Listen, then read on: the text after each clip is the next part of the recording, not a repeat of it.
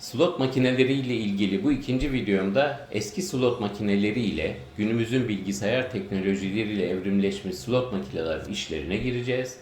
Çalışma sistemleri inceleyeceğiz ve rastgele sayı üretici nedir ve slotlarda nasıl kullanılıyor ona bakacağız.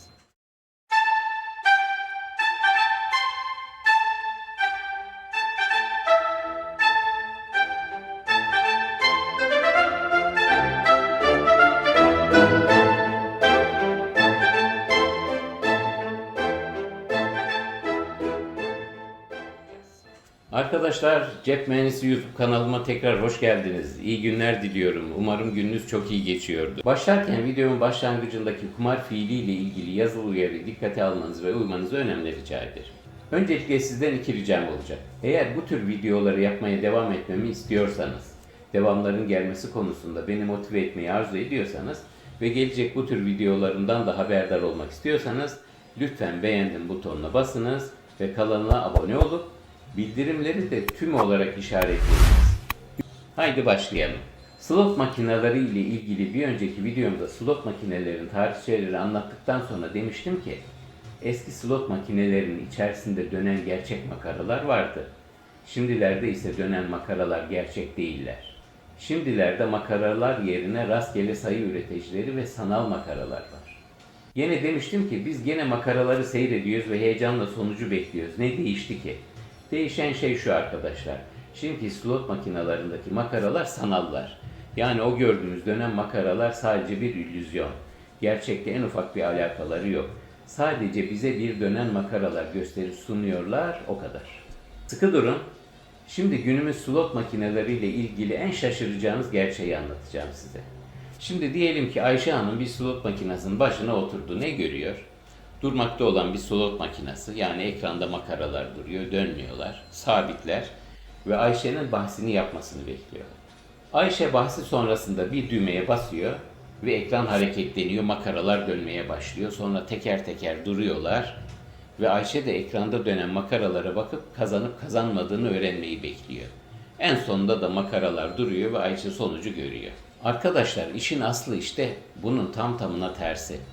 Ayşe makinenin başına oturduğunda dışarıdan hareketsiz görünen makine aslında tam gaz hareket halinde. Ama Ayşe'ye hareket ettiği görünmüyor. Peki tam gaz hareket halinde olan ne diye soracak olursanız, hareket halinde olan Ayşe'nin ve bizim dışarıdan göremediğimiz rastgele sayı üretici. Kimse o slot makinesiyle oynamıyorken, yani makine boştayken aslında rastgele sayı üretici tam gaz ve hiç durmadan akıl almaz bir hızla çalışmakta arkadaşlar. Ayşe slot makinesinin başına oturuyor, bahsini koyuyor, düğmeye basıyor ve bu videoda gördüğünüz gibi saniyede yüz binlerce rastgele sayılar üretmek için tam gaz çalışmakta olan rastgele sayı üretici işte sadece o basma anında birdenbire son ürettiği rastgele sayılar ile duruyor. İşte bu rastgele sayı üreticinin durduğu andaki rastgele sayılar, şimdi elimde gördüğünüz bu sembolleri Ayşe'nin düğmeye bastığı anda dönmeye başlayan sanal makaraların dönmelerini bitirip durdukları anda Ayşe'nin nihai ekranına yerleştiriyor. Tabii ben bu olayı size en basit haliyle anlatmaya çalışıyorum. Aslında çok daha fazla detay var ama o detayların sizlere gerekli olduğunu düşünmüyorum arkadaşlar. Yani birinci aşama rastgele sayı üreticinin durduğu andaki rastgele sayıları slot makinesine bildirmesi. İkinci aşama ise rastgele sayıların size göstermiş olduğum sembolleri slot makinesi ekranına yerleştirmesi. Üçüncü aşama ise slot makinesi programının slot ekranına yerleştirilmiş bu sembollerin karşılığı olan ödemeleri Ayşe Hanım'a yapması. Ve böylece rastgele sayı üretici slot makinesine Ayşe'nin o bahsinin sonucunu vermiş oluyor. Yani Ayşe'nin bahsinin sonucu Ayşe düğmeye bastığı anda zaten belirlendi ve sonucu makine de biliyor ama sadece Ayşe daha bilmiyor. Peki neden böyle bir tiyatro oynanıyor derseniz, çünkü sonuç belli de Ayşe'ye bu direkt de söylenmez ki. Söylersek Ayşe bu işten hiç keyif almaz. İşin ne heyecanı kalır ne de zevki. Tekrar ediyorum. Buna çare olarak demişler ki biz en iyisi sanki makaralar Ayşe düğmeye bastığında dönmeye başlıyormuş da sonuç aslında daha belli değilmiş de makaraların dönüşleri bitince belli olacakmış gibi bir video gösterisi sunalım Ayşe'ye. Ve dediğim gibi makaraların video gösterisinde makaralar dönüyor ve rastgele sayı üreticinin belirlediği nihai ekranda duruyor. Yani belli olan sonucu Ayşe'ye daha sonra sunuyor. Ayşe bahsinin sonucunu görüyor ve otur böylece bitiyor. Ve Ayşe her düğmeye basışında bu prosedür her seferinde tekrarlanıyor arkadaşlar. Bu rastgele sayı üreteçleri saniyede yüz binlerce sonuç üretebiliyor arkadaşlar. Ve Ayşe her düğmeye bastığında rastgele sayı üretici bütün olası sonuçlar arasından birisini seçip Ayşe'ye bir gösteri sunuyor. Tam yeri gelmişken bir noktaya açıklık getireyim arkadaşlar. Hani bazen olur ya, bir makinede oynarsınız ve artık kalkayım dersiniz ve kalkarsınız. Hemen arkanızdan biri sizin oturduğunuz makineye oturur ve ilk düğmeye basışında büyük bir ikramiye kazanır. Tüh dersiniz, bilseydim kalkmazdım.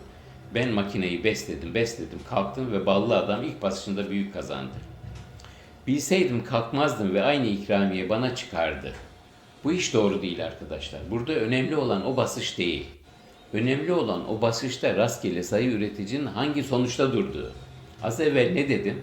Saniyede yüz binlerce sonuç üretebiliyor. Yani aynı ikramiyeyi kazanabilmek için o düğmeye basmanız yetmiyordu. Esas önemli olan rastgele sayı üreticinin de yüz binlerce seçenek arasında adamla aynı seçenekte durmasıydı. Ve bu ancak sizin de o düğmeye saniyenin o binde birinde basmanız halinde mümkün olabilirdi. İnanın bu çok az bir ihtimal, neredeyse imkansız. Onun için böyle durumlarda asla üzülmeyin arkadaşlar. Evet, burada çok önemli bir gerçeği öğrenmiş olduk. Demek ki bütün olay bizim düğmeye bastığımız anda sonuçlanıyor. O andan sonra sonuç belli ve yapılabilecek hiçbir şey yok. Mesela bazı oyuncular dönmekte olan makaraları düğmeye tekrar basarak hemen durdurur. İstediğiniz kadar durdurun arkadaşlar. Sonuç belirlenmiştir ve makaraların nihai duruşu değişmez. Kasinolar bu opsiyonu, yani makaralar dönerken aniden durdurabilme opsiyonunu neden koydular derseniz sebebi gayet açık. Böylece daha hızlı oynayabilirsiniz diye. Ve de sanki kontrol sizdeymiş hissi size versin diye. O tur mesela 3 saniyede bitecekken 1 saniyede bitiriyor ve yeni bir bahis koyabiliyorsunuz. Bu da takdir edersiniz ki kazino için çok iyi bir şey. Çünkü ne kadar fazla oyun, ne kadar daha az sürede oynanırsa kazino o kadar mutlu olur. Bu videoyu burada bitiriyorum arkadaşlar. Çok uzun videolar yapıp sizi sıkmak istemiyorum. Slot makineleri video serimin bir sonraki yani 3. videosunda ise slot makineleri ile ilgili en çok konuşulan ve tartışılan bir konuyu sizinle birlikte inceleyeceğiz. Slot makineleri programlanmışlar mıdır yoksa sonuçları rastgele midir? Bence sakın kaçırmayın. İzlediğiniz ve beğendiğim düğmesine bastığınız ve abone olduğunuz için ve de en önemlisi bildirimler seçeneğini tüm olarak işaretlediğiniz için çok teşekkürler efendim. Saygılarımla Cem Kızılmaz.